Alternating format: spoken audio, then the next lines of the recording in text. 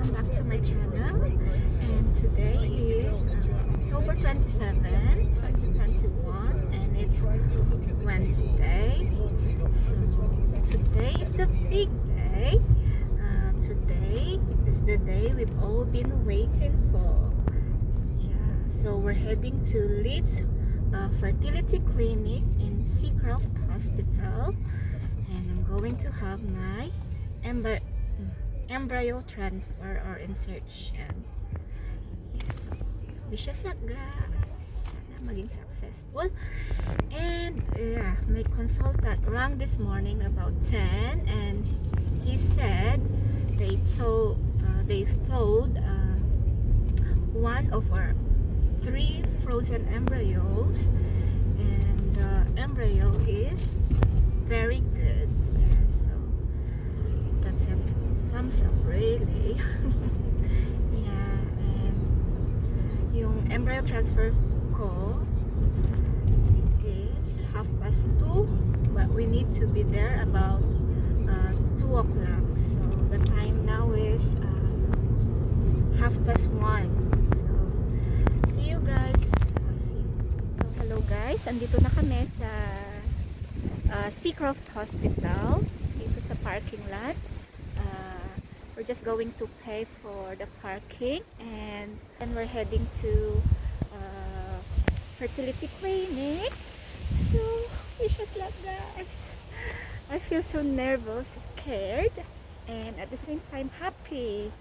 Yeah, cause hopefully maging successful and we'll be having again another baby. So yes, and my consultant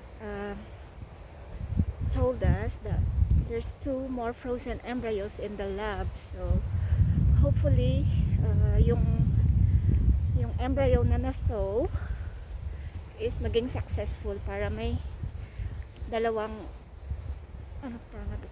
embryos pa kami, frozen embryos for future use. So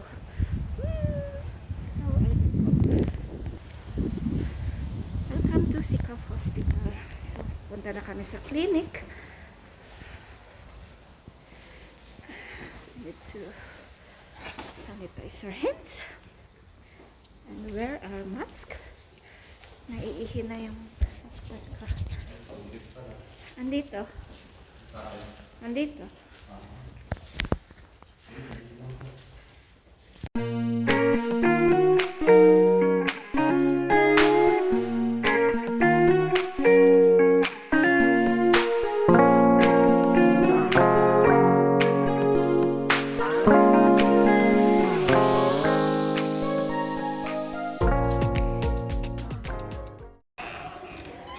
So we're here.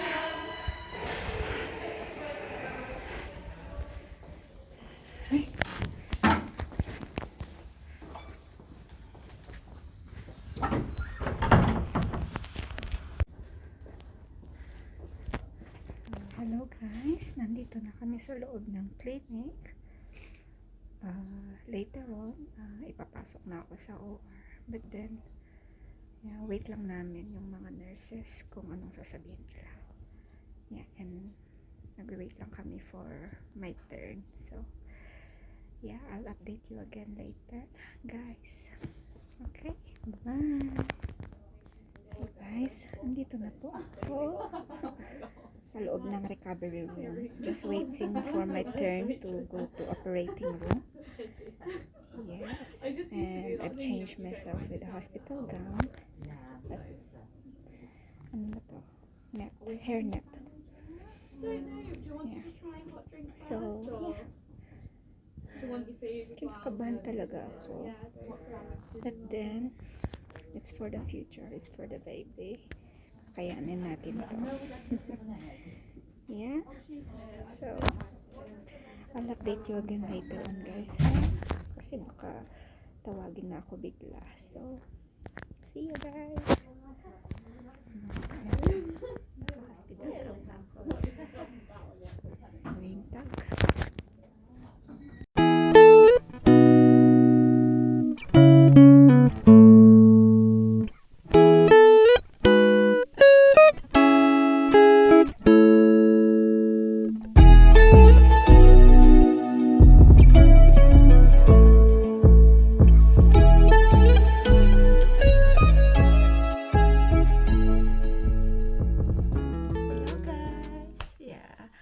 nandito na kami sa house. Actually, kanina pa kami nakauwi. So, anong time na ba? Magsa 7 o'clock na ng gabi. Yeah, nag-rest lang ako because I felt so tired after the procedure. Yung procedure, it took about half an hour kasi they couldn't find yung site na pag-insertan ng embryo. Yeah, and baka daw nagkaroon din ng scarring yung womb ko dahil sa CS ko noon. So, nahirapan silang hanapin yung site. But then, eventually, na-found naman nila. So, yeah, but then, ang sakit. Sobrang sakit. Ikaw ba naman yung half an hour na nakabuka ka, may speculum sa private, then, may parang, ano na to, tube na ilalagay doon para pag-insertan ng embryo. Yeah. Tsaka wala pa yung ano ano tawag dito, walang anesthesia. So, oh dear me, na ano na to, tinitiis ko na lang yung pain para sa future baby namin. So, yeah, and after nung procedure, nag-rest muna ako sa recovery room for about half an hour or more than that, really, because I felt so dizzy, I felt so sick at nanginginig, tas medyo mataas yung BP ko.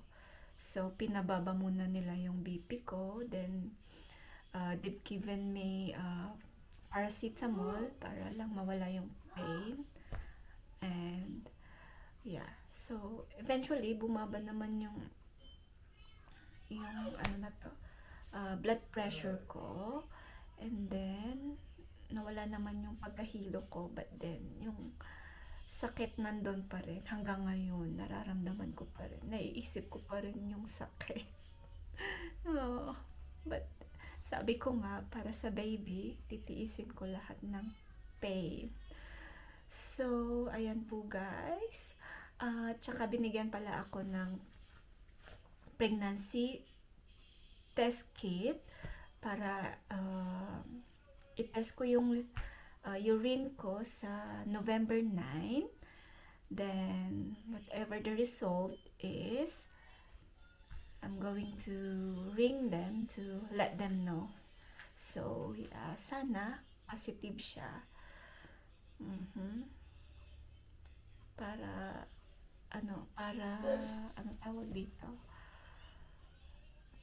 Para worth it naman yung mga sakit na dinanas ko. Yeah, but if hindi naman naging successful, siguro hindi pa siya meant to be.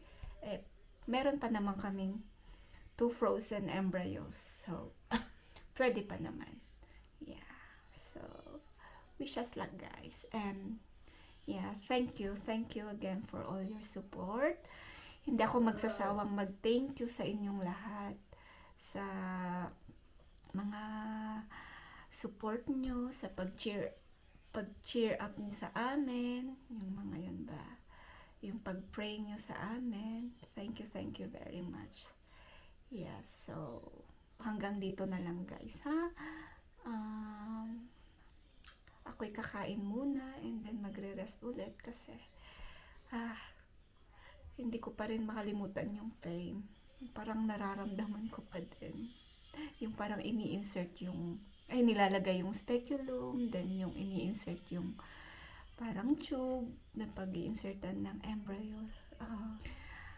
Still fresh in my mind. So, ayan. Kasi nakikita ko siya sa screen kung ano yung ginagawa nila. So, yeah. But then, sabi ko nga, it's all for the best. Okay. So, see you guys. Thank you again. And, ano ba to? Bye-bye. Keep safe and God bless.